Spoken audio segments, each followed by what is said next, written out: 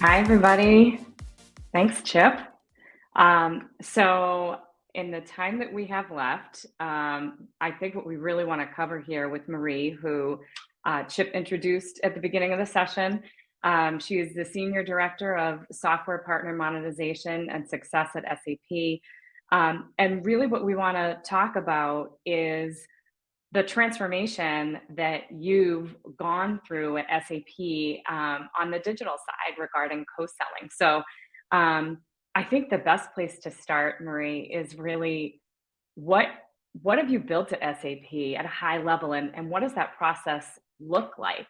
What did you do to structure it? How did you operationalize it? Summarize those big hills in a short, condensed format for us, so we can hear kind of what you went through. It was a long journey, right? How do you distill that down for us?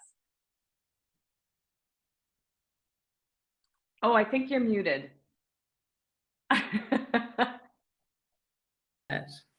There you Not are. again. A big hello from my side, and hello to everybody out there. Thanks for the warm welcome, Teresa. And yeah, we have been on a great journey.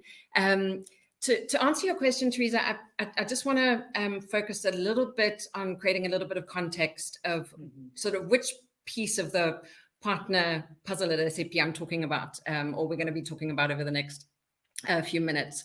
So, I mean, essentially, SAP has 4 engagement models with partners. We have the hosters, the run partners, as we call them, the service partners, the resellers. And the 4th engagement model is the build partners. Now, these partners are essentially partners that are building their own solutions that fit on top of SAP or that integrate with SAP technology. And the build partner segment comprises of a partner progression, as we call it, that focuses on different partner tiers within that progression. So we have the spotlight and validated partners that are sort of the volume, low touch segment. And on the other side of the scale, we have Solex and SAP endorsed apps partners, which are invitation only partner models, and obviously much higher touch. And it's the SAP endorsed apps partner model that we're talking about here, and for which we've implemented this co-sell process. And I mean, the partner model is fresh, right? It's in its infancy. It was launched about 3 years ago, coming up for 3 years ago. So we had a clean slate. We didn't have a legacy system to migrate from, or legacy processes or anything that we had a clean slate, and we had some clear ideas of what we wanted to do. So it was clear, spreadsheets. No, people know spreadsheets. People are comfortable with spreadsheets, but that's not the path that we can take. We need to digitize. We need to digitize, and we need to automate what we're doing. And if I can take just a moment to explain what that means in our co-sell world, it's about creating visibility to the pipeline. We work on the premise that if you don't see it, you can't manage it. So how do you visualize this? What do you visualize? You've got an SAP AE on the SAP side selling. You've got the partner AE on the partner side selling. They're working with their respective CRM systems. We have no interest in doing more CRM. That exists. So what we want is for our alliance team that is orchestrating this co-sell model, that is sitting in between the AEs, if you will. We want them to be able to have an extract of SAP's pipeline and an extract of the partner pipeline, and sidle up that information, those data points,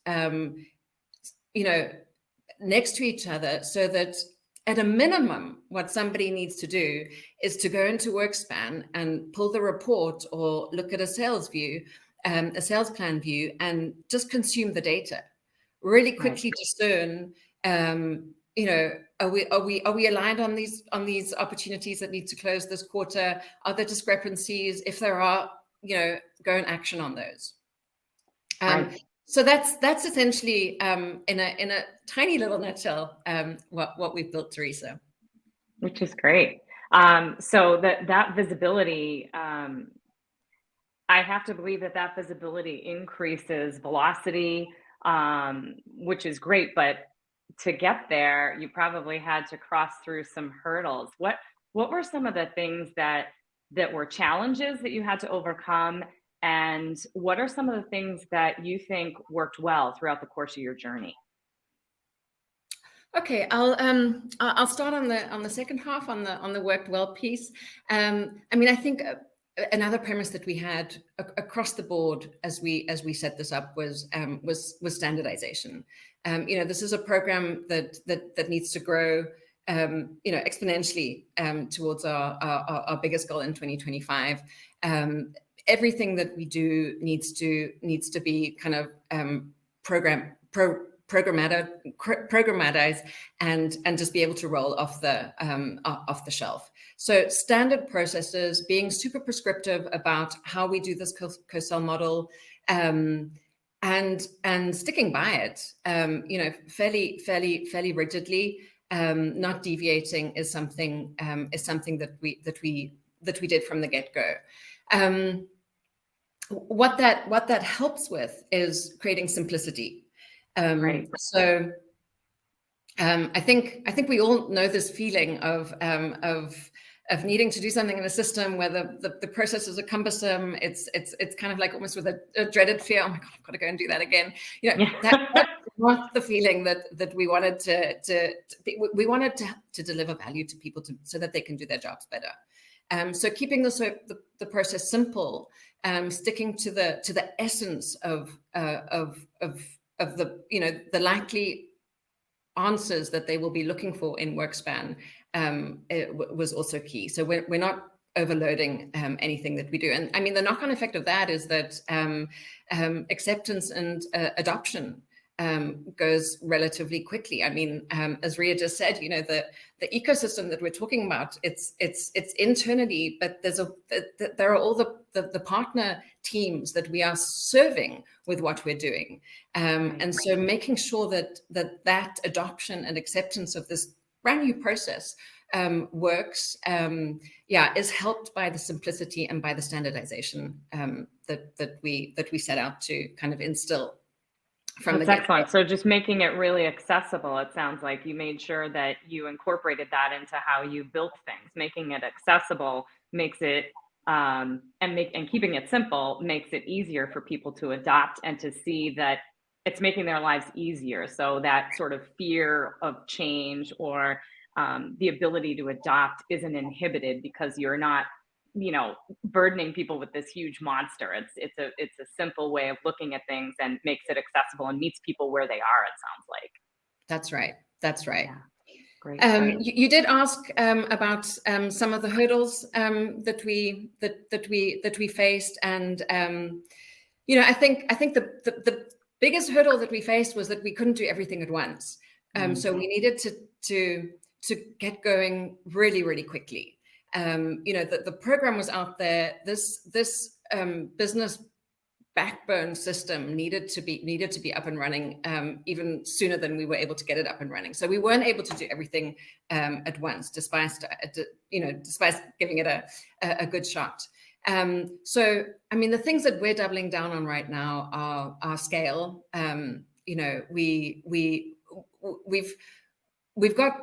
We kind of baked scale into it from the beginning, and it's served us well, but now we need to kind of double down on that and get even more scale into it. We need to automate more. WorkSpan has some great features out there to support automation, and we need to use them more to be able to get the data to do more work on its own. And then, I mean, we're in an emerging space, and we were early adopters in an emerging space. We're going back 3 years now.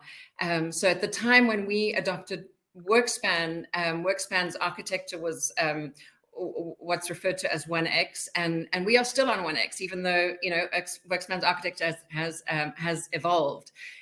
So we're facing a little bit of the pain of being the early adopters, and we need to migrate, which is a big undertaking, but it will reap benefits down the line. So it's a bit of a pain point right now, but we'll get through it and reap those benefits.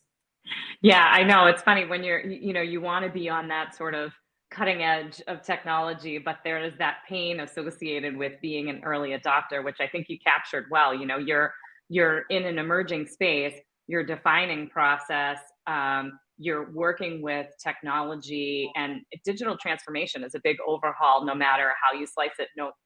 And then incorporating that into an emerging space has its challenges, but clearly 3 years into it, I think you've had great success. And I want to emphasize one of the points that you covered, which is you've leveraged the system and the data and the process to enable scale, but you're at the precipice of a next kind of hill, which is scale at scale, right? So I think we're entering almost a new economic climate, and so many companies, in particular in technology, are being asked to do more with less. And so you touched on a couple of points. I want to unpack that a little bit. How do you see technology kind of meeting some of those demands? And you talked about getting the data to work for you. What are some of your thoughts around how you continue to increase that scale? Is it about process? Is it about optimization and fine tuning the technology? What are some of your thoughts on that scale at scale? Yeah, so I mean, it's more automation. I mean, where customers or companies are facing tough economic times. If headcount isn't going to grow, if budgets are being cut, yet goals are still lofty, you have to help people to get there. It can't be on the back of the people. So my take on that is just reap the power of the process. I talk about getting the data, putting the data to work. You have to be clear about what data you're bringing into systems. If you're bringing something in, it's serving a purpose. How can it potentially serve a better purpose? And as I say, if in this case, as WorkSpan is providing additional functionality to help the data do more work, then it's a continuous improvement of the process. And I think Greg touched on it as well. He seemed to suggest, at EY internally, their processes are they're done. They are so automated, and so, but there are all the partner processes out there. So it's also a case of, this co-sell motion is getting processes on your side and the partner side to work in sync, and that's a journey, and being able to do that at scale is a challenge, and that's exactly the one that we're working on. Yeah, that's great. So yeah, I think you're right. Focus on the automation, and I think starting with that simplification and building a solid foundation allows you to continue to build on the automation that you've already built, which is great. I think one of the things that, just shifting gears for a second here, success is a part of your job title, right? And this kind of co-selling motion is what you've really focused on. Describe your personal journey to me, because I love to hear why this is exciting to people. Why is this exciting to you? Why are you still doing this, 3 years into it?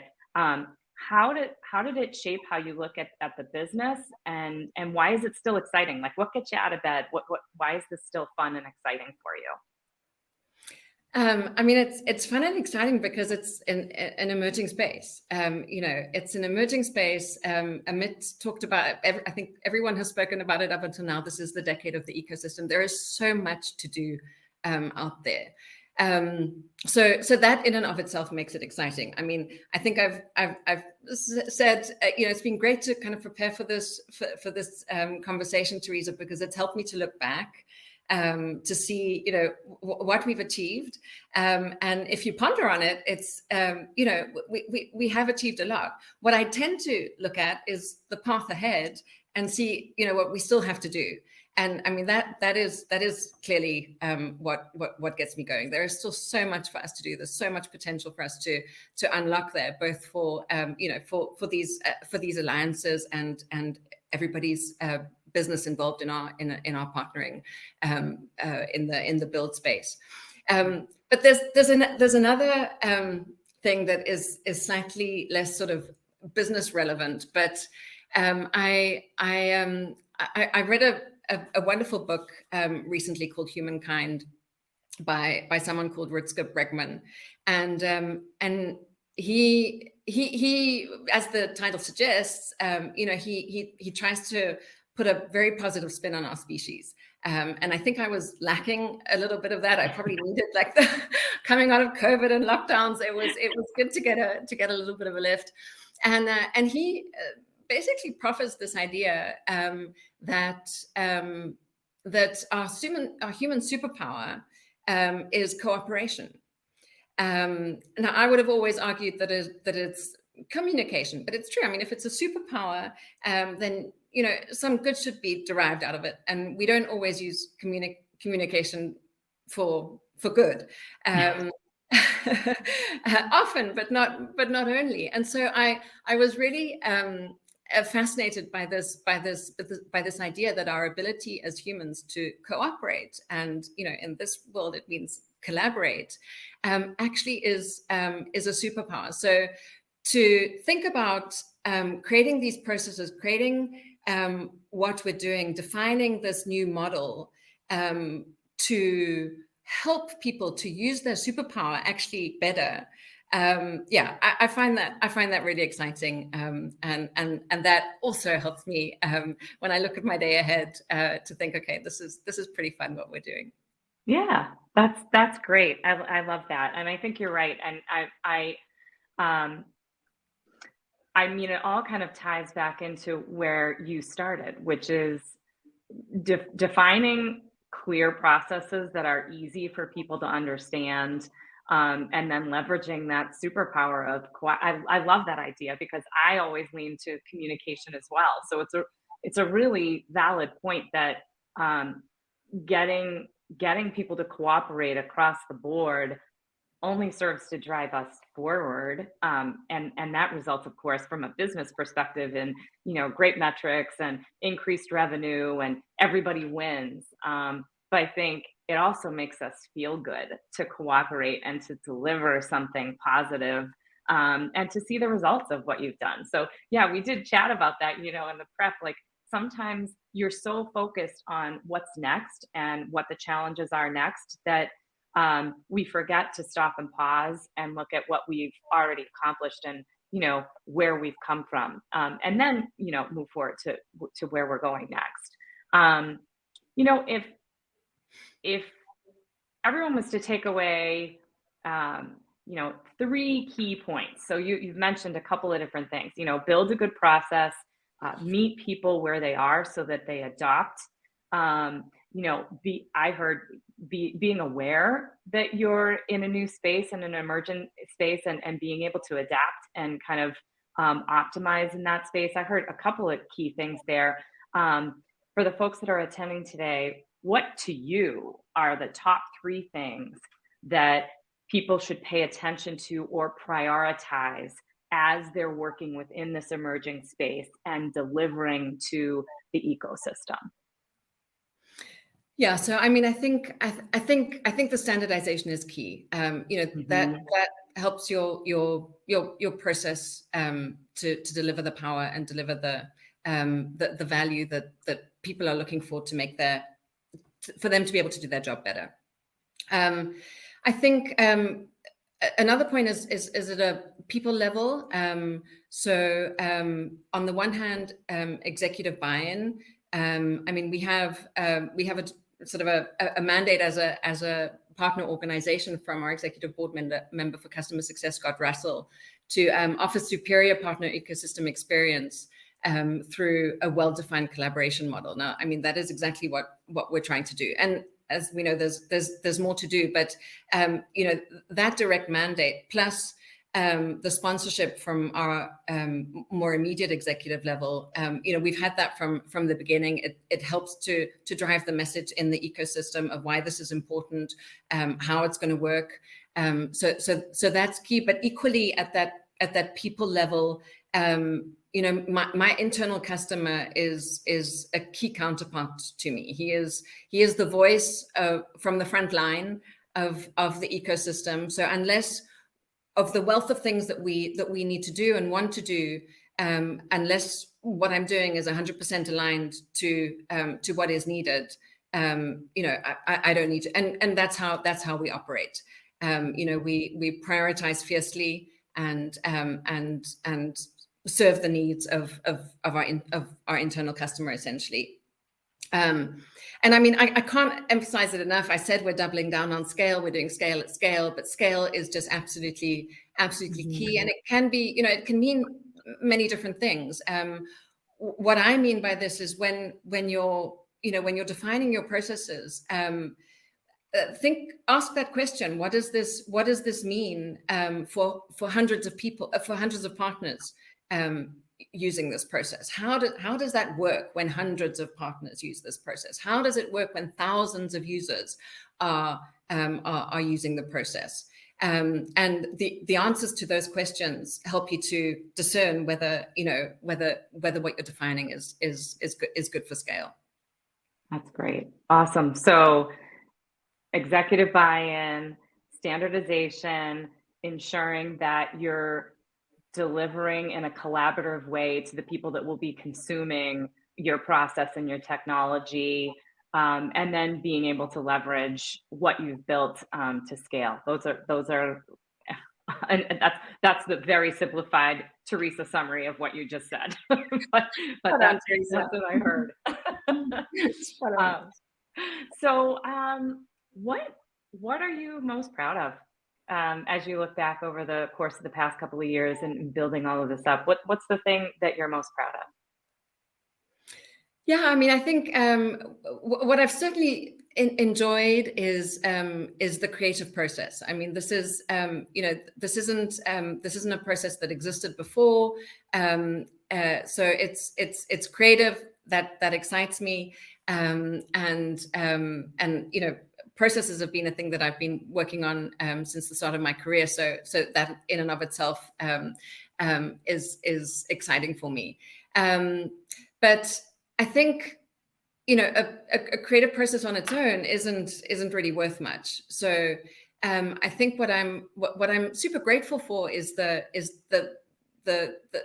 ecosystem that has adopted it, that has embraced it, and it's change. We're not always fond of change. Creatures of habit. It takes time for another habit to kind of become for something else to become a habit.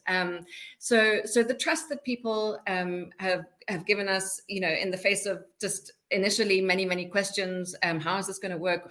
Why does it work? How do I do it? Just that trust. Okay, I see how it works. I see it, and also the trust that they know that we're working on the things that still need to come. I think that's one of the great things that when I look back is great to hear and to see. That's excellent. That's great. I love it. So those were kind of all the questions that I had for you. I don't know if we have any questions from the folks that are attending, or Marie, if there's anything else that you wanted to share that we didn't cover, any other tips and tricks or lessons learned that you just wanted to put out there for the folks that are listening. There was actually a question that came in on LinkedIn. It's not in our, it wasn't from our internal audience, so I can't put it up on the screen, but it's a good one. It says, hi Marie, how can you measure the success of co-selling programs, and what metrics should you use to evaluate performance? Great question. Yeah, this is a great question, and I mean, in as much as we use WorkSpan, we really focus on the pipeline. The metrics piece and the running of the business is something that the business teams do from their space. But I know that once we've made the architectural shift, that I was talking about, to 100x, we're going to be able to use the advanced metrics capability in WorkSpan.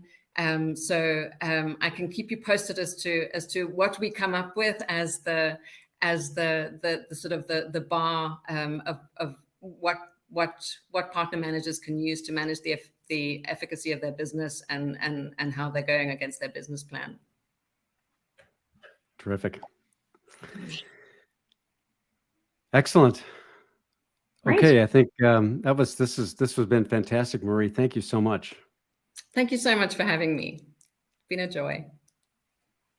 Yep, this was fun, Marie. It was great to kind of take the look back down memory lane and then figure out what's next. We're excited to be on the journey with you and appreciate your time today. I've learned a lot just in our discussions and kind of getting ready for this session, and it's fun for me to hear it as somebody who works with all of our customers at WorkSpan. There's a lot that I try to take away from these conversations that will help people that are new to the space that can learn from you. So appreciate your time.